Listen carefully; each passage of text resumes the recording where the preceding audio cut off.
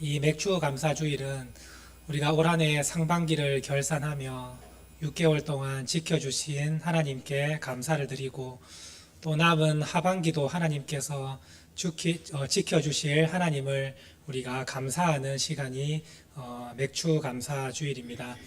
오늘 이 맥주 감사주일에 함께 예배드리는 모든 성도님들에게 한없는 은혜가 임하기를 원하고 또 지금 6개월 동안 수고하고 헌신하며 어렵고 힘든 상황 가운데에서도 하나님을 바라보며 각자의 자리에서 최선을 다하며 수고한 우리 모든 성도님들에게 하나님의 복이 임하기를 원하고 또 남은 6개월도 우리가 하나님을 바라보며 충성되이 봉사하고 헌신하는 우리 믿음의 성도님들이 될 수 있기를 간절히 바랍니다. 오늘 우리 맥주 감사주일에 예배드리는 우리 모든 성도님들 진심으로 환영하고 축복합니다. 우리 하나님께서는 여러분들과 함께 하시고 여러분들의 필요를 채워주시며 여러분들의 간절한 기도에 응답하시고 늘 항상 함께 동행해 주십니다. 우리는 부족하고 연약하지만 하나님은 강하시고 능력 있는 분이 아니시겠습니까? 우리가 그 하나님을 믿고 의지하며 나아간다면 오늘 여러분들의 삶 가운데에도 놀라운 역사를 경험할 줄로 믿습니다. 오늘 여러분들의 삶에 놀라운 하나님의 은혜가 부어지기를 간절히 바랍니다. 우리 오늘은 이삭에 관한 이야기입니다. 아브라함의 아들 이삭, 그 이삭은 참으로 하나님의 약속을 따라 태어난 귀한 아들입니다.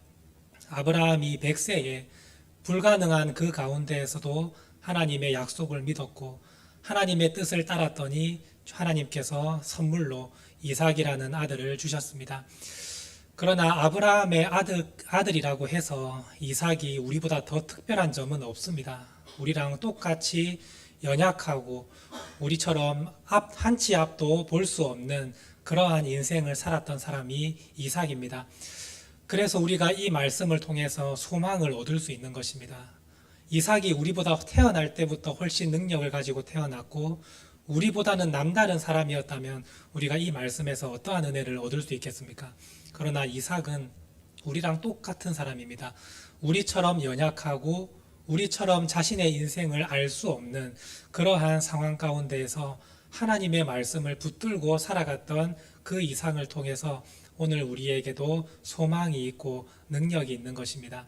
오늘 이 말씀을 통해서 여러분들이 그 말씀을 찬찬히 묵상해 보시면서 함께 은혜를 나눌 수 있기를 원합니다.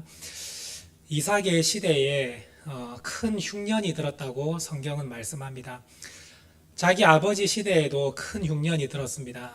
그 흉년은 참으로 말할 수 없을 만큼 고통의 흉년입니다. 사람이 살다 보면 흉년이 얼마든지 들 수 있는데 여기서 말하는 큰 흉년은 전무후무한 너무나도 고통스러운 흉년이었다는 것을 설명하는 것입니다. 그래서 이삭의 아버지 아브라함 시대에도 그 흉년이 있었고 이삭의 시대에도 그 고통스러운 흉년이 또 찾아왔다라고 성경은 말씀하고 있습니다. 오늘 우리 시대의 이 흉년을 어떻게 설명하고 표현을 할 수 있을까요? 우리가 살아가는 이 시대에 예전에도 참으로 큰 어려운 일이 있었지 않습니까? 아시아 금융위기라고 불리는 IMF가 1997년도에 우리나라를 찾아왔습니다. 그래서 많은 기업들이 무너지고 사업장들이 망하면서 자영업자들까지 어려움을 겪는 참으로 어려운 일을 겪었습니다. 그 시대를 경험했던 분들은 IMF라고 하면 참으로 두렵고 생각하기도 싫은 그러한 시기였지 않습니까? 그런데 아마 이 이삭의 시대에 찾아온 흉년은 IMF보다는 참으로 비교할 수 없을 만큼 더 큰 어려움이었을 것입니다. 그런 흉년이 지금 이삭의 시대에 찾아온 것입니다. 먹을 것이 아무것도 없고 농사가 다 망해버린, 그래서 소출이 없는 그 상황 가운데 어떻게 살아갈 수 있겠습니까? 그 당시에. 그래서 이삭이 흉년을 겪자마자 바로 행동을 취합니다. 어떤 행동을 취합니까? 1절 말씀을 보시면 흉년이 들매 이삭이 그랄로 내려갔다고 되어 있습니다. 흉년이 터지자마자 즉시 이삭은 움직입니다. 우리가 먹을 양식을 구하기 위해서 일단 이동하자. 이곳에서는 우리가 가족들을 먹일 수 없고 우리가 키우는 가축들을 살릴 수 없으니 빨리 움직이자.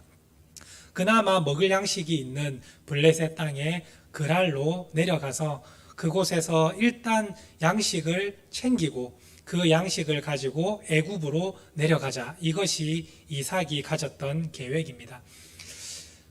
이삭도 참으로 인간적인 모습을 보이고 있지 않습니까? 어려운 일이 생기면 그 즉시 하나님 앞에 우리가 엎드려서 기도하면서 하나님, 우리에게 이렇게 큰 어려움이 생겼는데 하나님, 우리 어떻게 하면 좋겠습니까? 하나님께서 우리의 길을 인도하시고 우리에게 방법을 가르쳐 주십시오. 이 기도의 모습이 믿음의 사람들에게 나타나야 하는 모습이 아니겠습니까? 그런데 이삭은 흉년이 생기자마자 즉시 짐을 챙겨서 그랄로 이동합니다. 그리고 최종 목적지는 애굽으로 정하고 모든 준비를 해 나갑니다. 사람의 행동이 즉시 먼저 앞선 것입니다. 오늘 우리도 이러한 모습이 우리의 삶 가운데 있지 않습니까?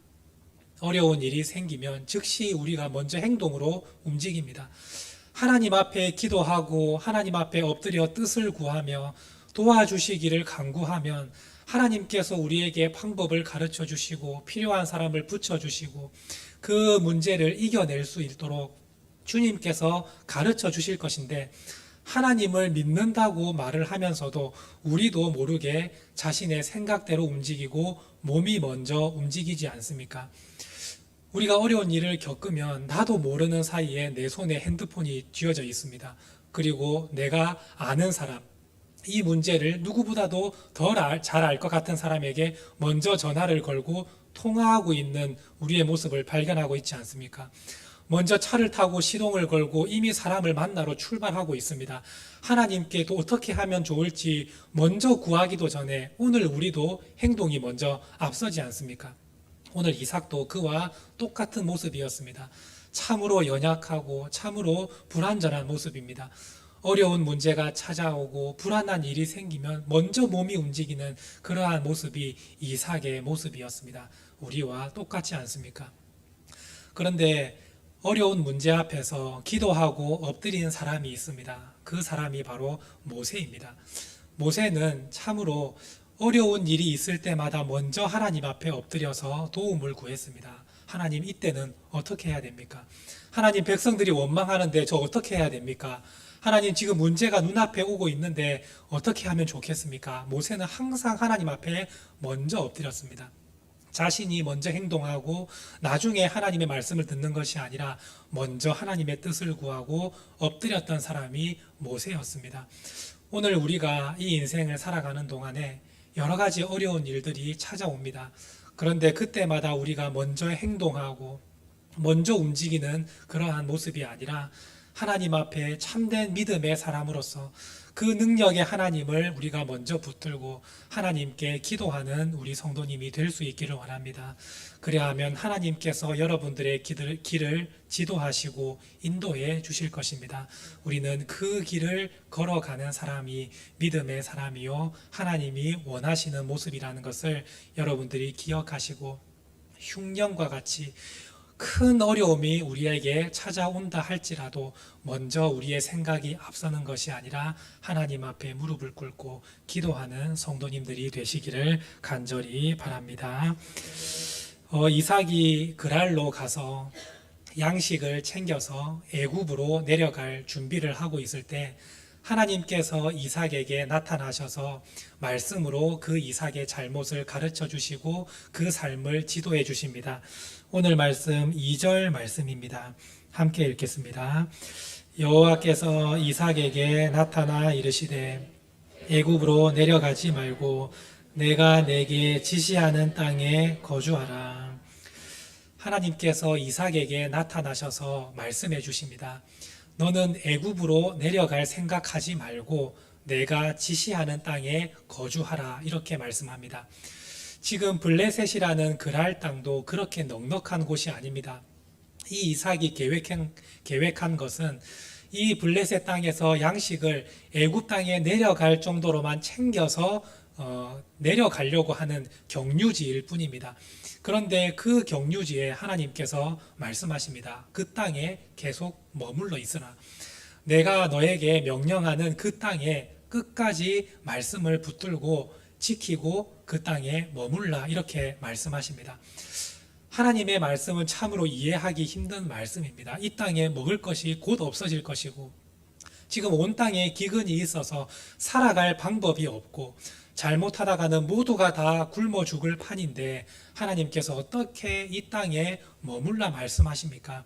애굽 땅에는 먹을 양식이 충분히 있는데 그 땅으로 하나님께서 가라 하시고, 내가 그 애굽 땅에 가는 동안에 지켜주겠다고 이렇게 말씀하시는 것이 아니라 오히려 지금 어려움이 있는 그 땅에 머물라고 말씀하시니, 이 말씀을 어떻게 우리가 믿고 붙들고 지킬 수 있겠습니까? 그런데 하나님께서는 우리의 삶 가운데에서 항상 우리의 생각과 다른 말씀을 하실 때가 참으로 많습니다. 우리가 생각할 때는 이 길이 훨씬 더 편해 보이고 더 빨라 보이고 더 잘 될 것 같은 길인데도 불구하고 하나님은 그 길을 하지 말라 말씀하시고 다른 길을 말씀하십니다. 누가 봐도 힘들고 누가 봐도 어려운 길인데 하나님께서는 그 길로 가라고 말씀을 하십니다. 오늘 우리가 이 상황에서 결정을 내려야 하는 것은 내 생각과 내 판단을 따를 것인가, 아니면 하나님의 말씀으로 살아갈 것인가, 여기서 우리는 결정을 내려야 합니다. 우리가 생각할 때는 내 생각이 더 맞아 보이고 세상의 방식이 훨씬 더 편해 보여도 하나님이 하시는 말씀이 있다면 그 말씀을 붙들고 따라 나아갈 수 있기를 원합니다. 하나님의 말씀을 붙들고 살아 나아가면 하나님께서 그 말씀 속에 함께 하시고 그 말씀을 붙들고 살아나가는 성도와 주님께서는 늘 항상 함께 하십니다. 하나님이 함께 하시는 그 삶이 형통한 삶이라고 말씀하고 있지 않습니까? 우리가 생각하는 편하고 넓고 좋은 길이 형통한 길이 아닙니다. 모든 일이 잘 되고 부유해지고 행복해지는 길이 형통의 길이 아닙니다. 성경은 말씀합니다. 내가 함께하는 그 길이 형통한 길이라고 하나님은 말씀하고 계십니다. 오늘 우리가 어렵고 힘든 세상을 살아가지만 여러분들의 생각과 판단으로 살아가지 마시고 말씀을 따라 살아갈 수 있게 되기를 원합니다. 말씀대로 살아가면 하나님께서 그 사람과 함께 하시고 놀라운 하나님의 역사를 경험하게 하십니다. 오늘 이삭이 생각해 볼 때 그랄 땅에 머무는 것은 참으로 위험한 일이고 참으로 힘든 일이지만 하나님께서 그 땅에 머물러라 말씀하실 때 이삭이 말씀을 붙들고 그 땅에 거주하였습니다. 그리고 그 땅에 거주하면서 농사를 짓기 시작합니다. 사실은 이삭에게 땅 한 평 없는 그러한 상황입니다. 아마도 블레셋 사람에게 땅을 좀 빌려달라고 요구했을 것입니다. 어떠한 대가를 지불하고 땅을 빌렸을 것입니다. 블레셋 사람들이 이삭에게 제일 좋은 땅을 내어줬겠습니까? 아마도 변두리 땅, 그냥 있으나 마나한 그 땅을 빌려주었을 겁니다. 그리고 이삭은 목축을 하는 사람이기 때문에 농사에 대해서는 아무것도 알지 못하는 사람입니다. 농사가 뭐 씨만 뿌리면 그냥 알아서 자라나는 그런 게 농사입니까? 농사에 기술도 필요하고 여러 가지 일들이 필요합니다. 그런데 한 번도 제대로 해보지 못한 이삭이 농사를 짓는데 얼마나 큰 기대를 할 수 있겠습니까? 그런데 하나님이 말씀하셨습니다. 네가 내 말을 듣고 이 땅에 거주하면 내가 너와 함께 할 것이고 너에게 복을 줄 것이다. 하나님은 이렇게 말씀하셨습니다. 이삭이 그 말씀을 붙들고 믿음으로 나아갔더니 그 결과가 어떻게 되었다고 말씀합니까? 26장 12절 13절 말씀입니다. 우리 한번 같이 읽도록 하겠습니다. 이삭이 그 땅에서 농사하여 그 해에 100배나 얻었고 여호와께서 복을 주심으로 그 사람이 창대하고 왕성하여 마침내 거부가 되어. 여러분들 이 말씀이 믿어지십니까? 농사 한번 제대로 짓지 못하고 농사에 대해서 알지 못하는 이삭이 남의 땅에서 그 땅을 빌려서 농사를 지었는데 그 해에 100배의 소출을 얻었다고 설명하고 있습니다. 엄청난 양식을 얻었다는 말씀입니다. 사실 이삭은 지금 당장 먹을 것이 없어서 짐 싸들고 이동하는 사람 아닙니까? 먹을 양식이 있는 곳을 찾아다니며 전전긍긍하는 인생을 사는 사람이 이삭 아니었습니까? 그런데 그 이삭이 하나님의 말씀을 따라 살아갔더니 그 땅에서 엄청난 소출, 먹을 양식이 어마어마하게 많은 사람으로 바뀌게 되었다라고 성경은 말씀하고 있습니다. 왜냐하면 여호와께서 복을 주셨기 때문에. 하나님의 말씀을 따라 살아가면 하나님께서 그 사람의 삶을 책임져 주십니다. 하나님은 우리에게 날마다 말씀합니다. 믿음으로 살아가라고, 말씀을 따라 살아가라고. 그러면 내가 너와 함께 하여서 내가 네 삶을 변화시켜주고 책임져 주겠다고 말씀하고 계십니다. 그런데 우리가 그 말씀을 믿지 못하니까 자꾸 하나님의 등을 돌리고 내가 하는 대로 내가 보기에 잘 될 것 같은 일을 선택하며 살아가고 있지 않습니까? 그런데 오늘 이삭의 말씀을 통해서 오늘 우리가 하나님의 말씀대로 살아갈 수 있기를 원합니다. 하나님의 말씀대로 살아가기만 하면 하나님께서 여러분들의 삶 가운데 함께 하여 주시고 여러분들의 삶을 반드시 책임져 주십니다. 오늘 이 말씀에서 100배의 소출을 얻었다고 하는 것은 막 부자가 되었다, 막 거부가 되었다 이런 의미가 아닙니다. 기복신앙처럼 하나님을 믿으면 부자가 되고 통장에 돈이 많아지고 사업이 잘 되는 그러한 것을 말씀하려고 하는 것이 아닙니다. 하나님의 말씀을 따라 살아가면 그 삶에 불가능한 일이 가능하게 바뀐다는 하나님의 말씀을 설명해 주고 계시는 것입니다. 오늘 여러분들의 삶 가운데에도 불가능하게 여겨지는 일들이 있을 겁니다. 그런데 그 일들을 말씀을 따라 순종하며 나아가면 하나님께서 그 불가능을 가능하게 바꾸신다는 말씀입니다. 성경에는 불가능을 가능하게 하시는 하나님의 역사가 너무나도 많이 기록되어 있습니다. 그 말씀들이 넘쳐납니다. 오늘 우리가 이 이삭의 말씀을 보면서 이건 너무한 거 아닌가? 혹은 이삭이니까 이삭에게만 주신 하나님의 복이 아닐까? 이 이삭의 말씀과 나하고는 관련이 없다라고 생각하는 분이 계십니까? 성경 속에는 우리가 믿지 못할 놀라운 이적들이 참으로 많습니다. 그 말씀을 하나님께서는 우리에게 가르쳐 주시며 말씀대로 살아간다면 모든 사람에게 내가 그 삶 가운데 불가능을 가능하게 되는 역사를 내가 보게 해주겠다. 하나님은 말씀하십니다. 100배의 소출을 얻은 거, 이거는 기적의 축에도 속하지 않는 것입니다. 하나님의 말씀을 따라갈 때 홍해가 갈라지는 기적이 있지 않았습니까? 여러분은 그 기적을 믿으십니까? 요단강이 흘러 넘치고 차고 넘치는 그 상황 가운데에서 하나님께서 그 요단강을 건너가라 말씀하십니다. 너희가 발을 요단강에 넣을 때 그 요단강이 끊어지게 될 것이다. 멈출 것이다. 하나님이 말씀하실 때 그 말씀을 붙들고 믿음으로 나아가서 그 발이 요단강에게 잠길 때에 요단강 물이 멈췄지 않습니까?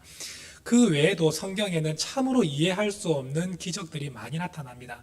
심지어는 엘리사의 제자가 어렵고 가난한 가운데에서도 엘리사와 함께 나무를 하며 이웃에게 도끼를 빌려서 나무를 하고 있을 때 그 도끼가 실수로 손에서 미끄러져서 연못에 빠졌습니다.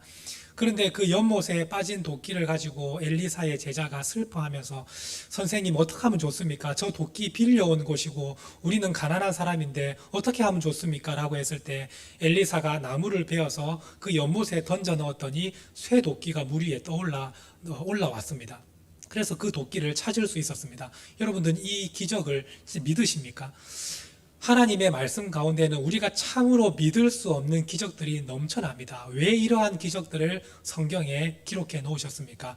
하나님은 불가능을 가능하게 하시는 분이시기 때문입니다. 오늘 이 이삭이 하나님의 말씀을 순종했더니 100배의 소출을 얻었다. 이거는 기적도 아닙니다. 하나님에 있어서는 아무것도 아닌 일입니다.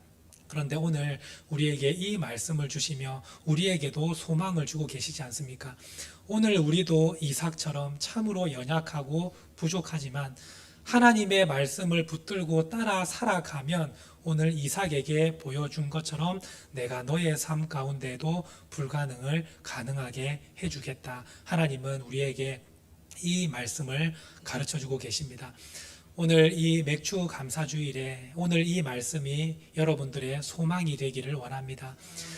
이삭은 연약하고 부족했지만 말씀을 따라갔더니 하나님께서 함께 하시고 그의 삶을 책임져 주셨듯이 오늘 우리도 부족하고 연약하고 때로는 넘어질 때도 있고 때로는 믿음이 연약한 모습을 하나님께 보일 때도 있지만 그때마다 다시 한번 바로 서서 제가 주의 말씀을 붙들고 살겠습니다.